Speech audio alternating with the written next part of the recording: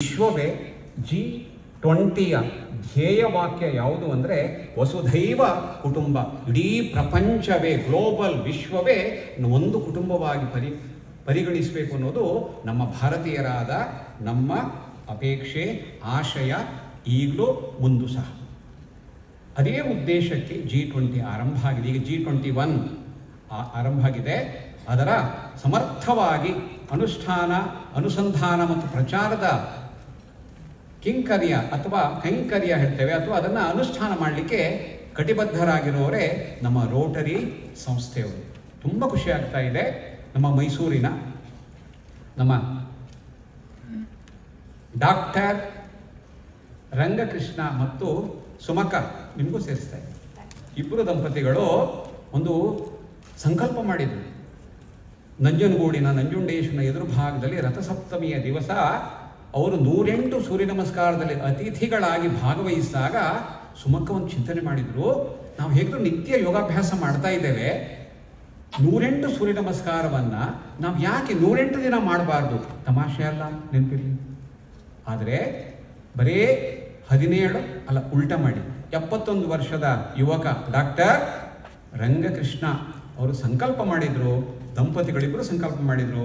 ಅವರನ್ನು 108 ಸೂರ್ಯ ನಮಸ್ಕಾರ 108 ದಿನ ಮಾಡಿದಂಥವರು ನಮ್ಮ ರಂಗಕೃಷ್ಣರು. ಅವರಿಗೆ ಅಭಿನಂದನೆ ಕೊಡಲೇಬೇಕು. ಅವರು ಪಾಸ್ಟ್ ಡಿಸ್ಟ್ರಿಕ್ಟ್ ಗವರ್ನರ್ ಆಗಿದ್ದಾರೆ. ಸೈಕಲ್ ಅಗರಬತ್ತಿಯ ಕುಟುಂಬದ ಒಂದು ಜವಾಬ್ದಾರಿ ಅವರಲ್ಲಿ ಇದೆ. ಅಷ್ಟೇ ಅಲ್ಲ, ನೆಕ್ಸ್ಟ್ ಏನು ಅಂದಾಗ ಅವ್ರ ಹೆಸರೇ ಕೃಷ್ಣ. ಇಡೀ ವಿಶ್ವಕ್ಕೆ ನಮಗೆ 5 ಗಕಾರಗಳಿದೆಯಲ್ವ: ಗೀತೆ, ಗಾಯತ್ರಿ, ಗಂಗೆ, ಗೋವು ಮತ್ತು ಗೋವಿಂದ. ಎಲ್ಲ ಪವಿತ್ರವಾದದ್ದು. ಗಂಗೆಯಲ್ಲಿ ಸ್ನಾನ ಮಾಡಿದ್ರೆ ಪಾಪ ಮುಕ್ತಿ. ಆದರೆ ಭಗವದ್ಗೀತೆಯ ಪಠಣ, ಶ್ರವಣ, ನಿಧಿಧ್ಯಾಸ ಮಾಡಿದ್ರೆ ಜೀವನ್ಮುಕ್ತಿ ಅಲ್ಲ. ಅದನ್ನು ಕೊಟ್ಟಿದ್ದು ಯಾರೋ? ಶ್ರೀಕೃಷ್ಣ ಅಲ್ವಾ? ಹೇಗೆ ಗಂಗೆ ದೇವರ ನಖ ಉದ್ಭವೆ ಆದರೆ ಸಾಕ್ಷಾತ್ ಭಗವದ್ಗೀತೆ ಭಗವಂತನ ಮುಖ ಉದ್ಭವೆ. ಇದು ಅಂಶ ನೆನಪಿಟ್ಕೊಳ್ಬೇಕು. ಹಾಗಾಗಿ ಆ ಇಡೀ ಯೋಗಶಾಸ್ತ್ರದ ಒಂದು ಸಾರಾಂಶವನ್ನು ಕೊಟ್ಟಂತಹ ಶ್ರೀಕೃಷ್ಣನ ಹೆಸರಿಟ್ಕೊಂಡಿದ್ದಾರೆ ನಮ್ಮ ಕೃಷ್ಣ. ಹಾಗೆ ಅವ್ರು ಏನು ಮಾಡಬೇಕು? ಭಗವದ್ಗೀತೆಯ ಲೆಸನ್ಸ್ಗಳು ಯಾವುದಕ್ಕೆ? ನಮ್ಮ ಲೈಫ್ ಸ್ಕಿಲ್ ಮತ್ತು ಬಿಸ್ನೆಸ್ಸಿಗೆ ಸಂಬಂಧಪಟ್ಟಿದ್ದನ್ನೇ ಯಾಕೆ PhD ಆಗಿ ಪರಿವರ್ತಿಸಬಾರ್ದು ಅಂಥೇಳಿ ಅದನ್ನೇ ಅದು ಪಕ್ಕದಲ್ಲೇ ಕೂತಿದ್ದಾರೆ ನೋಡಿ. ಇವರು ಕಡ್ಡದಾರಿ ಋಷಿಗಳು, ಯೋಗಿಗಳು. ಅವ್ರದ್ದು ಯೋಗ ಯೂನಿವರ್ಸಿಟಿ ಆಫ್ ಅಮೇರಿಕಾದಲ್ಲಿ ನೋಂದಾಯಿಸ್ಕೊಂಡ್ರು. ಅವರೇ ಯೋಗಿ ದೇವರಾಜ್. ಅಲ್ಲಿ ಅವರಿಂದಾನೇ ಡಾಕ್ಟರೇಟ್ ಪಡೆದು ಈಗ ಡಾಕ್ಟರ್ ಕೃಷ್ಣ ಆಗಿದ್ದಾರೆ. ನಾನು ತುಂಬ ಖುಷಿ ಪಡ್ತಾ ಇದ್ದೇನೆ. ಯಾಕಂದರೆ ಯೋಗವನ್ನು ರೋಟ್ರಿಗೆ ತರಿಸಲಿಕ್ಕೆ ಇನ್ನೊಬ್ಬರು ಕಾರಣ ಇದ್ದಾರೆ. ಅವರು ಮೈಸೂರಿನ ಹುಡುಗ ಅಂದರೆ ಇಲ್ಲೇ ಇದ್ದಾರೆ. ಅಲ್ಲೇ ನಮ್ಮ ಬಾಲಕೃಷ್ಣ, ಅವ್ರ ಹೆಸರು ಕೃಷ್ಣ. ಅಲ್ಲಿದ್ದಾರೆ ನೋಡಿ. ಅವರು ಅಮೇರಿಕದಲ್ಲಿದ್ದಾರೆ, ವಾಷಿಂಗ್ಟನ್ನಲ್ಲಿದ್ದಾರೆ. 2018 ಇಸ್ವಿಯಲ್ಲಿ ಶಿಕಾಗೋ ನಗರದಲ್ಲಿ ಸ್ವಾಮಿ ವಿವೇಕಾನಂದರು ಯಾವ ವೇದಿಕೆಯಲ್ಲಿ ಭಾಷಣ ಮಾಡಿದ್ರು, ಅಮೇರಿಕದ ಸೋದರ ಸೋದರಿಯರಂತೇಳಿ, ಅದೇ ವೇದಿಕೆಯಲ್ಲಿ ದೈವಾನುಗ್ರಹ ಮತ್ತು ಗುರು ಹಿರಿಯರ ಆಶೀರ್ವಾದದಿಂದ ಆ ವೇದಿಕೆಯಲ್ಲಿ ಸ್ವಾಮಿ ವಿವೇಕಾನಂದ ಲೀಡರ್ಶಿಪ್ ಅವಾರ್ಡ್ ಪಡಲಿಕ್ಕೆ ಸಾಧ್ಯ ಆಯಿತು ಈ ನಿಮ್ಮ ರಾಘವೇಂದ್ರ ಕೈಗೆ. ಅಲ್ಲಿ ಪಡೆದಾಗ ನಾನು ಉಳ್ಕೊಂಡಿದ್ದು ಅವರ ಮನೆಯಲ್ಲಿ. ನಂತರ ದಿನಗಳಲ್ಲಿ ಅವರು ಯೋಗ ಟೀಚರ್ಸ್ ಟ್ರೈನಿಂಗ್ ಮಾಡಿದರು.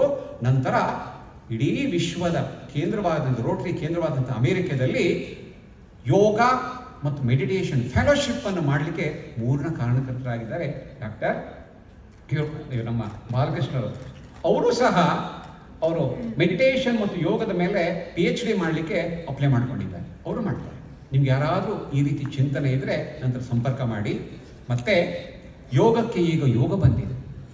ಇಡೀ ವಿಶ್ವವೇ ತುಂಬ ಕಾಲದ ಮೊದಲು ಬರೀ ಅದು ಋಷಿಮುನಿಗಳಿಗೆ ಅದು ಅವರಿಗೆಲ್ಲ ಹೇಳ್ತಾ ಇದ್ದಂಥದ್ದು ಈಗ ಯೋಗ ಎಲ್ಲ ಕಡೆ ಮಾಡ್ತಾರೆ. ಒಂದು ದಿನ ಬರುತ್ತೆ ಅಥವಾ ಈಗ ಬರ್ತಾ ಇದೆ IT ಬೂಮ್ ನಂತರ ನೆಕ್ಸ್ಟ್ ಇರೋದು ಯೋಗ.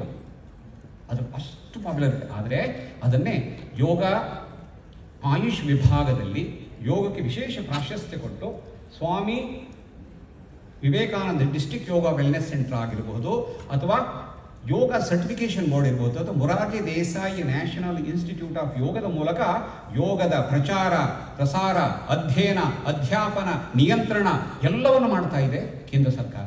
ಅವರ ಚಿಂತನೆ ಇದೆ ಇದೆಲ್ಲವೂ ಸಹ ಭಾರತೀಯ ಪರಂಪರೆ, ಇದು ಎಲ್ಲರಿಗೂ ಸಂಬಂಧಪಟ್ಟಿದ್ದು. ಈಗಾಗಲೇ ಯೋಗಕ್ಕೆ ಒಂದು ಬರ್ತಾ ಇದೆ. ಏನಪ್ಪ ಅಂದರೆ, ಒಂದು ನಮಗೆಲ್ಲ ಗೊತ್ತು, ಭಕ್ತಿ ಯೋಗ, ಕರ್ಮಯೋಗ, ಜ್ಞಾನಯೋಗ, ಹಠ ಯೋಗ, ಜ್ಞಾನಯೋಗ, ಲಯ ಯೋಗ, ಕುಂಡಲಿನಿ ಯೋಗ ಎಲ್ಲ ನಮ್ಗೆ ಗೊತ್ತಿದೆ. ಇಲ್ಲ ಶಾಸ್ತ್ರೀಯ ಕ್ರಮ. ಈಗೆಲ್ಲ ಬರ್ತಾ ಇದೆ ಏನು ಗೊತ್ತಾ? ಬಿಯರ್ ಯೋಗ, ಹೌದು, ನ್ಯೂಡ್ ಯೋಗ ಅಥವಾ ಅಲೆಕ್ಸಾಂಡರ್ ಯೋಗ, ಈ ರೀತಿ ಎಲ್ಲ ಬರ್ತಾ ಇದೆ. ಇದೆಲ್ಲವನ್ನ ನಿಯಂತ್ರಿಸಿ ಮಾಡಬೇಕು ಅನ್ನೋ ಅಪೇಕ್ಷೆಯಲ್ಲಿ ಕೇಂದ್ರ ಸರ್ಕಾರ ಮಾಡಿದೆ. ಆ ಯೋಗ ಸರ್ಟಿಫಿಕೇಶನ್ ಬೋರ್ಡಿನ ಒಬ್ಬ ಹಂಬಲ್ ಸದಸ್ಯ ಅಂತ ಹೇಳಕ್ಕೂ ನಿಮಗೆ ನಾನು ಖುಷಿ ಪಡ್ತಾ ಇದ್ದೇನೆ. ಇವತ್ತಿನ ಸಬ್ಜೆಕ್ಟ್ ಏನಿದೆ ಅಂದರೆ ಸಾಮಾಜಿಕ ಸ್ವಾಸ್ಥ್ಯದಲ್ಲಿ ಯೋಗ. ನನಗೆ ಕೊಟ್ಟ 20 ನಿಮಿಷದಲ್ಲಿ ಒಂದು 2-3 ನಾನು ಮಾತಾಡಿದಾಗ ನಿಮ್ಗೆ ಅರ್ಥ ಆಗುತ್ತೆ, ಇನ್ಸ್ಪೈರ್ ಆಗುತ್ತೆ. ಅದು ಸ್ವಲ್ಪ ದೂರ ಹೋದಾಗ ಊಟ ಒಳಗೆ ಬಿದ್ದಾಗ ಸ್ವಲ್ಪ ಅದು ಮರೆಯೋ ಸಾಧ್ಯತೆ ಇರುತ್ತೆ. ಹಾಗೆ ನಮ್ಮ ವಿವೇಕಾನಂದರು ಹೇಳ್ತಾರೆ, ನೀವು ವೇದಾಂತ ಬೋಧನೆ ಮಾಡ್ತೀಯಪ್ಪ, ಮೊದಲು ಅವನಿಗೆ ಊಟ ಕೊಡು ಅಂತ. ಹಾಗೆ ಮರಾಠಿ ಹೇಳುತ್ತೆ, ಪೇಲಾ ಪೇಟೋಬಾ ಬಾದ್ಮೇ ವಿಠೋಬಾ ಅಂತ. ಅಲ್ಲ, ಅದು ಈ ಸಂದರ್ಭ ಒಳ್ಳೇದು. ಯಾಕಂದರೆ ಧ್ಯಾನಕ್ಕೆ ಒಳ್ಳೇದು. ನನ್ನ ಸಬ್ಜೆಕ್ಟೇ ಧ್ಯಾನ. 20 ನಿಮಿಷ ನಿಮಗೆ ಮುಗಿಸ್ಲಿಕ್ಕೆ ಇಷ್ಟಪಡ್ತೇನೆ. ಇಲ್ಲಿ ಸ್ವಾಸ್ಥ್ಯ ಅಂದರೆ ತುಂಬ ಚೆನ್ನಾಗಿ ಹೇಳಿದ್ರು ಕೃಷ್ಣೇಗೌಡರು. ತನ್ನಲ್ಲಿ ತಾನು ಇರೋದು, ಅದೇ ತನ್ನತನ ಅಂದರೆ ಯಾವುದು? ಸ್ವಸ್ಥ ಇರೋದು ನಾವು ಗಮನಿಸಬೇಕು. ನೋಡಿ, ನಾವು ಇಡೀ ವಿಶ್ವವನ್ನು ಗಮನಿಸ್ತೇವೆ. ಇಡೀ ವಿಶ್ವ ಒಂದು ಕುಟುಂಬ ಅಂತ ಗಮನಿಸಿದರೆ, ಒಂದು ಮನೇಲಿ ಏನಾದರೂ ಯಾರಿಗಾದ್ರು ಒಬ್ಬರು ಸಮಸ್ಯೆ ಬಂದರೆ ಇಡೀ ಕುಟುಂಬ ಅಲ್ಲಾಡಿಬಿಡುತ್ತೆ.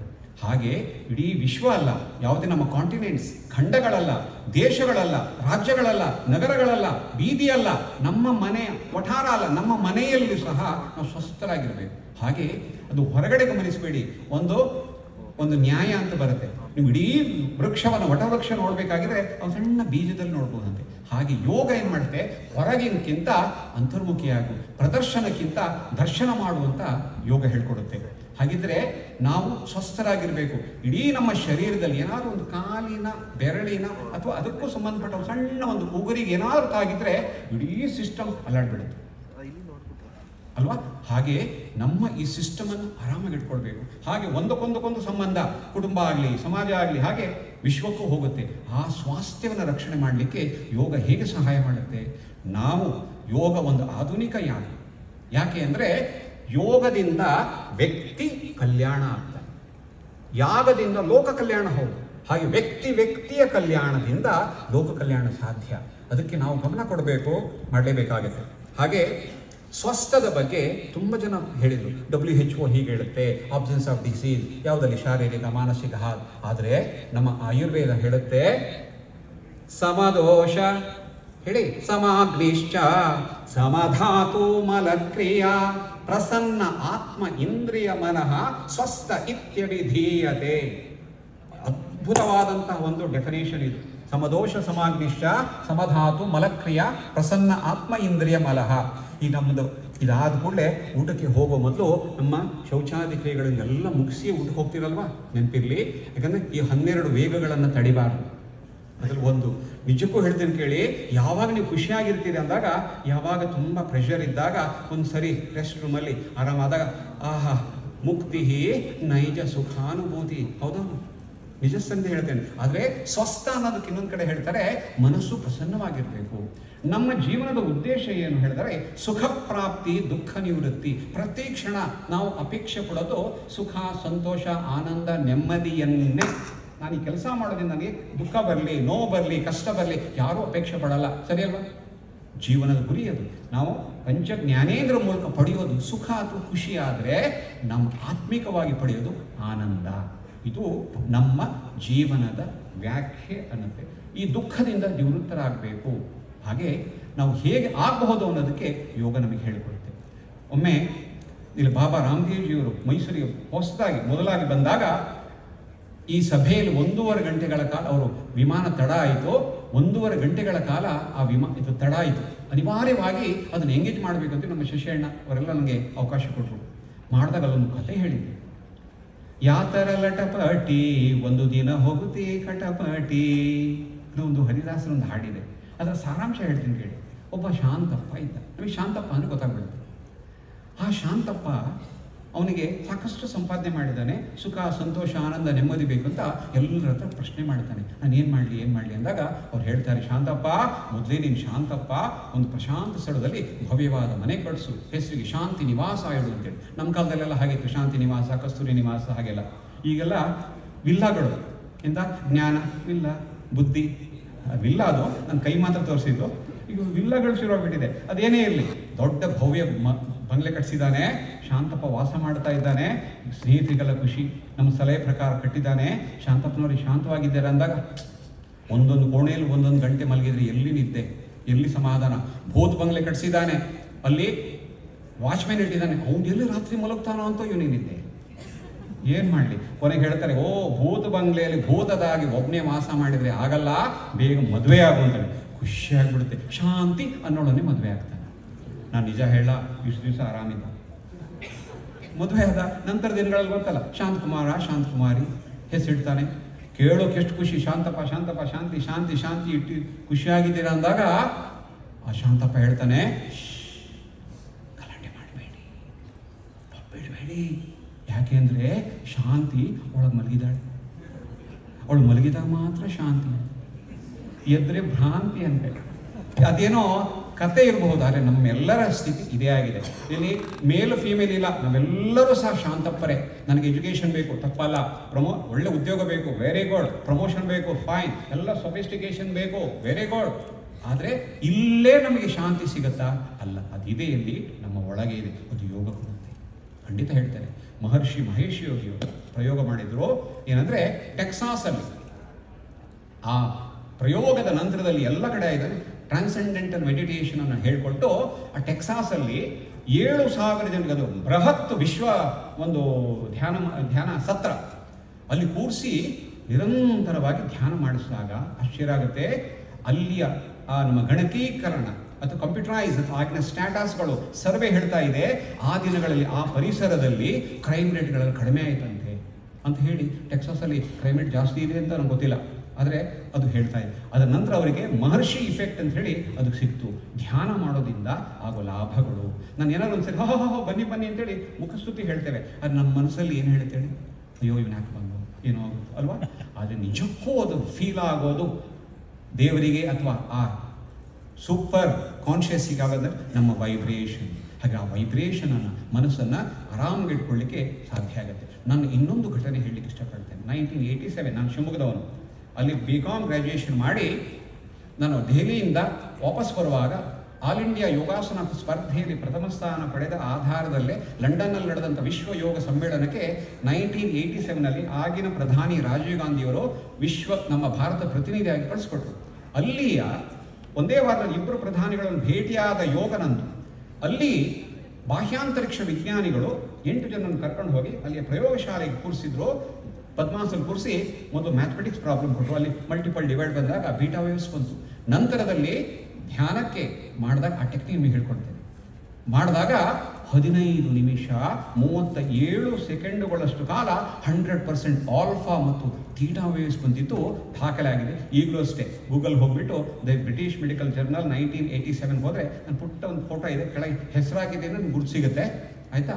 ಅದು ಕಣಿಬಹುದು, ಮಾಡಬಹುದು. ಆಲೋಚನೆ ಇಲ್ಲದ ಸ್ಥಿತಿ ಈಗ ನಾವು ಕಲ್ತ್ಬಿಟ್ಟು ನಾವು ಎಂಡ್ ಮಾಡ್ತಾ ಇದ್ದೇವೆ. ಇದು ಮಾಡಲಿಕ್ಕೆ ಸಾಧ್ಯ ಇದೆ. ನಾವು ವ್ಯಕ್ತಿ ನಾವು ಮಾಡ್ತಾ ಬಂದಾಗ ಈ ನಮ್ಮ ಸಮಾಜಕ್ಕೆ, ಕುಟುಂಬಕ್ಕೆ, ದೇಶಕ್ಕೆ, ವಿಶ್ವಕ್ಕೆ ನಾವು ಕೊಡಲಿಕ್ಕೆ ಸಾಧ್ಯ ಇದೆ, ಸಾಮರಸ್ಯ ತರಲಿಕ್ಕೆ ಸಾಧ್ಯ ಇದೆ, ಆಯಿತಾ?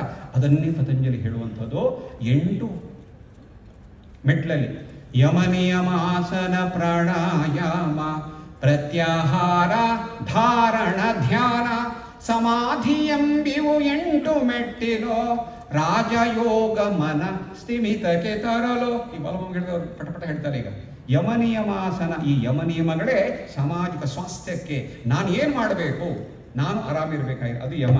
ಅಹಿಂಸಾ, ಸತ್ಯ, ಅಸ್ತೆ, ಬ್ರಹ್ಮಚರ್ಯ, ಪರಿಗ್ರಹ. ಆದರೆ ಇಡೀ ಸಮಾಜಕ್ಕೆ ನನ್ನ ಕೊಡುಗೆ ಸಾಮರಸ್ಯ ಕೊಡಲಿಕ್ಕೆ ನಾನೇನು ಮಾಡಬೇಕು? 2ನೇ ಮೆಟ್ಲು ನಿಯಮ, ಅದುವೇ ಶೌಚ, ಸಂತೋಷ, ತಪ, ಸ್ವಾಧ್ಯಾಯ, ಈಶ್ವರ ಪ್ರಣಿಧಾನ ನಿಯಮ. ಇದೇ ನಮ್ಮ ಇಡೀ ಯಾವುದೇ ಯೋಗದ ಫೌಂಡೇಶನ್. ಅದೇ ಸಾಮಾಜಿಕ ಸ್ವಾಸ್ಥ್ಯಕ್ಕೆ ಕಾರಣ ಆಗುತ್ತೆ, ಖಂಡಿತ ಅಲ್ವಾ? ಇದನ್ನು ಮತ್ತೆ ಹೇಳ್ತಾ, ರೋಗಕ್ಕೆ ಈಗಿನೆಲ್ಲ ಸಮಸ್ಯೆಗಳು ಹೇಳ್ತೇವೆ. ರೋಗಕ್ಕೆ ಮೂಲ ಯಾವುದು? ಯೋಗ ವಾಸಿಷ್ಠ ಹೇಳುತ್ತೆ ಆದಿಜ ವ್ಯಾಧಿ. ಆದಿ ಅಂದರೆ ಮನಸ್ಸು. ನಮ್ಮ ವ್ಯಕ್ತಿತ್ವ ಶರೀರವನ್ನು ಶಾರೀರಿಕವಾಗಿ ಅದರೊಳಗಿರುವಂಥ ಎನರ್ಜಿ ಇದೆಯಲ್ಲ, ನಮ್ಮ ಹಾರ್ಟ್ ಬೀಟ್ ಆಗುತ್ತೆ, ಉಸಿರಾಟ ಆಗುತ್ತೆ, ನನಗೆ ಟಚ್ ಆಗಿದೆ ಗೊತ್ತಾಗುತ್ತೆ, ಕೇಳುತ್ತೆ, ಇದಕ್ಕೆ ಬೇಕು ಎನರ್ಜಿ ಬೇಕು. ಇದು 2ನೇ ಹಂತ. ಆದರೆ ನಮ್ಮ ಮೊದಲನೇ ಶಾರೀರಿಕ ಹಂತ, ನಮ್ಮ ಸಪ್ತ ಧಾತುಗಳಿಂದ ಬೆಳೆದು ಈ ಶರೀರ ಇದೆಯಲ್ಲ, ಇದಕ್ಕೆ ಅನ್ನಮಯ ಅಂತ ಕರಿತೇವೆ. ನಮ್ಮ ಪ್ರಾಣಕ್ಕೆ ಎನರ್ಜಿಗೆ ಪ್ರಾಣಮಯ ಅಂತೇವೆ, ಹಾಗೆ ನಮ್ಮ ಮನಸ್ಸು ಮನೋಮಯ ಆಗುತ್ತೆ. ಹಾಗೆ ನಮ್ಮ ಬುದ್ಧಿ, ಅಹಂಕಾರ, ಈ ಚಿತ್ತ ಇದನ್ನೆಲ್ಲ ವಿಜ್ಞಾನಮಯ ಅಂತ ಕರೀತೇವೆ. ಆದರೆ ನಿಜಕ್ಕೂ ನಮ್ಮ ಸ್ವರೂಪ ಏನಂದರೆ ಆನಂದಮಯ. ಇದು ನಾವು ಆರಾಮಾಗಿರಬೇಕಾಗಿದ್ರೆ ನಮ್ಮ ವ್ಯಕ್ತಿತ್ವ ಸಾಮರಸ್ಯದಲ್ಲಿರಬೇಕು. ಅದನ್ನೇ ಸಮತ್ವಂ ಯೋಗ ಉಚ್ಯತೆ ಅಂತ ಶ್ರೀಕೃಷ್ಣ ಹೇಳ್ತಾರೆ. ಯಾವುದರಲ್ಲಿ? ನಮ್ಮ ವ್ಯಕ್ತಿತ್ವದಲ್ಲಿ. ಯಾವ್ಯಾವುದು? ಅನ್ನಮಯ, ಶಾರೀರಿಕ, ಮಾನಸಿಕ, ಬೌದ್ಧಿಕ, ಭಾವನಾತ್ಮಕ, ಆಧ್ಯಾತ್ಮಿಕ ವಿಚಾರಗಳಲ್ಲೂ ಸಾಮರಸ್ಯ ಕೊಡಲಿಕ್ಕೆ ಯೋಗ ಸಹಾಯ ಮಾಡುತ್ತೆ. ವ್ಯಕ್ತಿಯ ಸಾಮರಸ್ಯ ನಮ್ಮ ವ್ಯಕ್ತಿತ್ವದಲ್ಲಿ ಮಾಡಿದಾಗ ನಾವು ಇಡೀ ವಿಶ್ವದ, ಸಮಾಜದ ಸ್ವಾಸ್ಥ್ಯಕ್ಕೆ, ಸಾಮರಸ್ಯಕ್ಕೆ ನಾವು ಕಾರಣ ಆಗ್ತಾ ಇದ್ದೇವೆ. ನಾನೊಂದು ಟೆಕ್ನಿಕ್ ನಿಮಗೆ ಹೇಳಿಕೊಟ್ಟು ನಾನು ಮುಗಿಸ್ತಾ ಇದ್ದೇನೆ. 20 ನಿಮಿಷ ಆಯಿತು, 20 ನಿಮಿಷ ಆಗ್ತಾ ಇದೆ. ಕೈಗಳು ಉಜ್ಕೊಳ್ಳಿ ನೋಡೋಣ. ನಿಮಗೆ ನಾನು ಧ್ಯಾನದ ಏಕಾಗ್ರತೆ ಟೆಕ್ನಿಕ್ ಹೇಳ್ಕೊಡ್ತಾ ಇದ್ದೇನೆ. ಕೈಗಳು ಉಜ್ಕೊಂಡಾಗ ಹೇಳಿ, ನಮ್ಮ ಕೈ ಒಂದು ಸ್ವಲ್ಪ ಬಿಸಿ ಆಗ್ತಾ ಇದೆ, ಸರಿಯಲ್ವಾ? ನಿಮ್ಮ ಪರವಾಗಿ ನಾನೇ ಉತ್ತರ ಕೊಡ್ತೇನೆ. ಬಿಸಿ ಆಗ್ತಾ ಇದೆ. ಅದರ ಜೊತೆಗೆ ನೋಡಿ, ನಮ್ಮ ಕೈ ಒಳಗೆ 38 ಪ್ರತಿಕ್ರಿಯಾತ್ಮಕ ಬಿಂದುಗಳು ಮಾಡ್ತಾ ಇದೆ ಕೈಗಳು. ಇಲ್ಲಿಂದ ನೋಡಿ, ನಾನು ಮಾಡಬೇಕಾಗಿದ್ದು ಕ್ಲಾಪ್ ಮಾಡಬೇಕು. ಮಾಡಿದಾಗ ನಮ್ಮ ಕೈ ಒಳಗಿರುವಂಥ ಪ್ರತಿಕ್ರಿಯಾತ್ಮಕ ಬಿಂದುಗಳು ಪ್ರಚೋದಿಸ್ತೀರಿ. ಹೇಳಿ, ವಿಠ್ಠಲ ವಿಠ್ಠಲ ವಿಠ್ಠಲ ವಿಠ್ಠಲ. ಹೇಳಿ. ಒಂದು ಪ್ರಯೋಗ ಆಗಿದೆ. ಮಹಾರಾಷ್ಟ್ರದಲ್ಲಿ ಒಬ್ಬ ಹಾರ್ಟ್ ಪೇಷಂಟು ವಾರ್ಕರಿ ಸಂಪ್ರದಾಯ ಪ್ರಕಾರ ವಿಠ್ಠಲನ ದರ್ಶನ ಮಾಡಿ ಬಂದಾಗ ಅವನು ಹಾರ್ಟಿನ ಪ್ರಾಬ್ಲಮ್ ಗಾಯಬ್. ಯಾಕೆ ಅಂತ ಗಮನಿಸಿ, ಅಲ್ಲಿ 3 ಯೂನಿವರ್ಸಿಟಿಗಳು Vitthala chanting, effect of Vitthala chanting ಅನ್ನೋ ಹಾರ್ಟ್ ಎ ಕ್ಲಿನಿಕಲ್ ಸ್ಟಡಿ ಬರುತ್ತೆ. ಇಷ್ಟೇ ನೀವು ಟೈಪ್ ಮಾಡಿ ಬರುತ್ತೆ. ವಿಠ್ಠಲ ಹೇಳೋದ್ರಿಂದ ನಮ್ಮ ಹಾರ್ಟ್ ಸ್ಟ್ರಾಂಗ್ ಆಗುತ್ತೆ. ಒಂದು 5 ಸಾರಿ ಹೇಳ್ತೀರಾ ನೋಡಿ. ವಿಠ್ಠಲ ವಿಠ್ಠಲ ವಿಠ್ಠಲ ವಿಠ್ಠಲ ವಿಠ್ಠಲ ವಿಠ್ಠಲ ವಿಠ್ಠಲು ರೇ, ವಿಠ್ಠಲ ವಿಠ್ಠಲ ವಿಠ್ಠಲು ರೇ.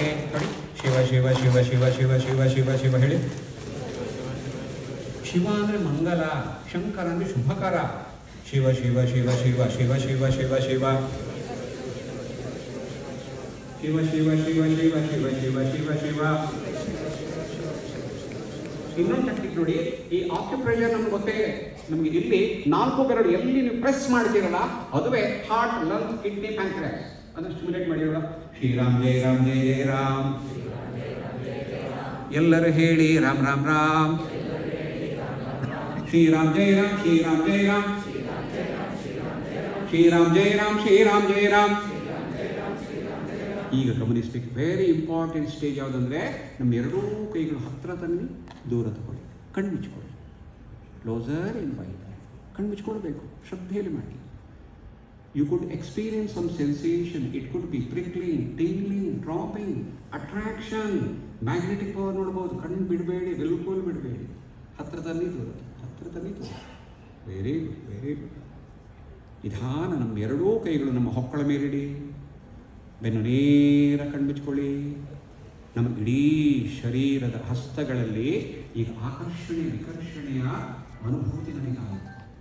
ಅದುವೇ ನಮ್ಮ ಒಳಗಿರುವಂಥ ಬಯೋ ಮ್ಯಾಗ್ನೆಟಿಕ್ ಪ್ಲಾಸ್ಮಿಕ್ ಎನರ್ಜಿ. ಅದೇ ನಮ್ಮೆಲ್ಲರ ಕಾರಣ ಆಗುತ್ತೆ. ಅದನ್ನು ನಿಯಂತ್ರಿಸಲಿಕ್ಕೆ, ಶಾರೀರಿಕ ಆರೋಗ್ಯಕ್ಕೆ, ಪ್ರಾಣಿಕ ಆರೋಗ್ಯಕ್ಕೆ, ಪ್ರಾಣ ಚೈತನ್ಯ ಎನರ್ಜಿಯ ಸ್ವಾಸ್ಥ್ಯಕ್ಕೆ, ಭಾವನಾತ್ಮಕ ಸಂಸ್ಕಾರಕ್ಕೆ, ಆಧ್ಯಾತ್ಮಿಕದ ಪ್ರಗತಿಗಿರೋದೇ ಇದು. ಇದನ್ನೇ ನಾವು ಬಯೋಪ್ಲಾಸ್ಮಿಕ್ ಎನರ್ಜಿ ಅಂತ ಕರೀತೇವೆ.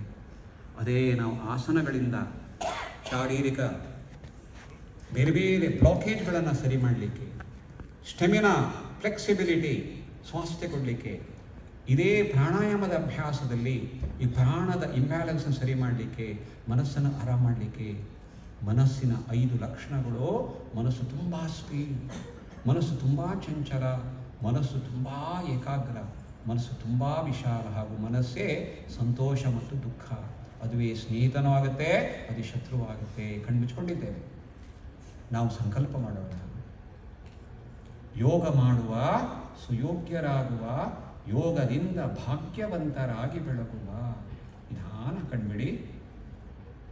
ಯೋಗ ಮಾಡುವ, ಸುಯೋಗ್ಯರಾಗುವ, ಯೋಗದಿಂದ ಭಾಗ್ಯವಂತರಾಗಿ ಬೆಳಗುವ, ಇಚ್ಛಾ ಜ್ಞಾನ ಕ್ರಿಯಾಸಿದ್ಧಿ ಕೂಡಿ ಪಡೆಯುವ, ಸಾಧನೆಯ ಮಾರ್ಗದಲ್ಲಿ ಒಂದುಗೂಡುವ, ಭರತವರ್ಷದ ಭಾರತೀಯರೇ ಜಗದ ಜನಕ್ಕೆ ಯೋಗ ಪಥವ ಸಾರಿ ಹೇಳುವ ವೇದೋಪನಿಷದಂತೆ ಗೀತೆ ಪುರಾಣವಂತೆ ಪತಂಜಲಿ ಮುನಿಯಂತೆ ರಾಜಯೋಗ ಸೂತ್ರವಂತೆ ಘೋರಕ ಮತ್ಸ್ಯೇಂದ್ರರಂತೆ ಹಠಯೋಗನಾಥರಂತೆ ಭಕ್ತಿ ಜ್ಞಾನ ಕರ್ಮವಂತೆ ತ್ಯಾಗ ತಪೋಭುಡಿಯಂತೆ ಯೋಗ ಮಾಡುವ ಸುಯೋಗ್ಯರಾಗುವ ಹೇಳಿ ಯೋಗ ಮಾಡುವ ಸುಯೋಗ್ಯರಾಗುವ ಯೋಗದಿಂದ ಭಾಗ್ಯವಂತರಾಗಿ ಬೆಳಗುವ ಯೋಗದಿಂದ ಭಾಗ್ಯವಂತರಾಗಿ ಬೆಳಗುವ ಯೋಗದಿಂದ ಭಾಗ್ಯವಂತರಾಗಿ ಬೆಳಗುವ. Very good. ನಿಮಗೆಲ್ಲರಿಗೂ ಶುಭವಾಗಲಿ. ಇದೇ ಇಡೀ ನಮ್ಮ G20ಯ ಅಥವಾ ವಸುಧೈವ ಕುಟುಂಬಕಂ ಅನ್ನುವಂತಹ ಸರ್ವೇ ಭವಂತು ಸುಖಿನ ಅನ್ನುವಂಥ ಅಪೇಕ್ಷೆಯ ಒಂದು ಹಾಡು ಸಾರಾಂಶ ಹೇಳಿದ್ದೇನೆ. ನಿಮಗೆಲ್ಲರಿಗೂ ಉಜ್ವಲ ಭವಿಷ್ಯ ಕೊಡಲಿ ಅಂತ ಹೇಳಿ ತಾಯಿ ಚಾಮುಂಡಿಯಲ್ಲಿ ಹಾಗೆ ಯೋಗ ಮಾತೆ ಭಾರತ ಮಾತೆಯಲ್ಲಿ ಪ್ರಾರ್ಥಿಸ್ತೇನೆ. ಎಲ್ಲರಿಗೂ ನಮೋ ನಮಃ. ಹರಿ ಓಂ. ಧನ್ಯವಾದಗಳು sir. Thank you so much. Let's give a huge round of applause. ಸದ್ಯಕ್ಕೆ ದಿಸ್ ಒನ್ ಅನೌನ್ಸ್ಮೆಂಟ್ 1 ಮಿನಿಟ್ ಇಲ್ಲ ದಯವಿಟ್ಟು. ಸೊ ರೈಟ್ ನಾವು ಯೋಗ ಗುರುಗಳು ಆಗಿರುವಂತಹ ನಮ್ಮ ಗುರುಗಳಿಗೆ ತಮ್ಮೆಲ್ಲರ ಜೋರು ಚಪ್ಪಾಳೆಯೊಂದಿಗೆ let's welcome Ananta Shayana, Rotarian Ananta Shayana from Madikeri yoga team ಜೊತೆ ಬಂದಿದ್ದಾರೆ. ಅವರು ಇವರಿಗೆ ನೆನಪಿನ ಕಾಣಿಕೆನ ನೀಡಬೇಕಾಗಿ ಕೇಳ್ಕೊತಾ ಇದ್ದೀನಿ ಜೋರು ಚಪ್ಪಾಳೆಯೊಂದಿಗೆ. Let's thank again on stage ನಮ್ಮ ವೇದಿಕೆಗೆ ಬಂದು ಅದ್ಭುತವಾಗಿರುವಂತಹ ಈ ಒಂದು ನಮ್ಮ ಎಲ್ಲ ಆಕ್ಟಿವೇಟ್ ಮಾಡಿದ್ದಕ್ಕೆ ಮತ್ತೊಮ್ಮೆ ನಿಮಗೆ ಧನ್ಯವಾದ. ಯೋಗ ಗುರುಗಳು ಡಾಕ್ಟರ್ ಕೆ ರಾಘವೇಂದ್ರ ಪೈ.